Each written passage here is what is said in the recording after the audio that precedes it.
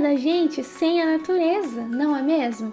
Além de linda, ela nos fornece os recursos essenciais para a nossa sobrevivência, como água, oxigênio, morada e comida. Vamos ver as palavras mais comuns da Mãe Natureza para alavancar o nosso vocabulário. Tree, árvore. Lake, lago. Ocean, oceano. Flowers, flores. Waterfall, cachoeira. Cloud, nuvem. Sun, sol. Moon, lua. Stars, estrelas. Animals, animais.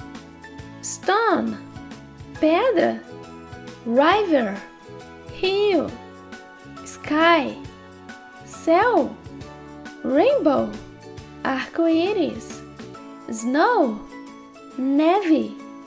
Rain, chuva.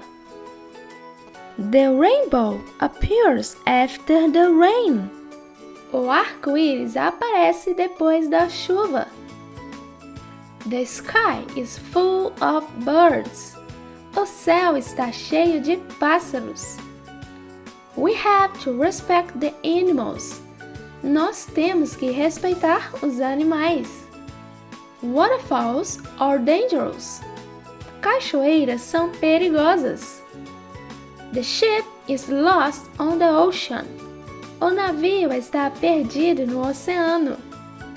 The sun is the biggest star in our solar system. O Sol é a maior estrela do nosso sistema solar. Pessoal, qual destes elementos da natureza você mais admira?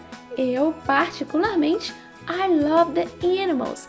Eu amo os animais. And you? E você?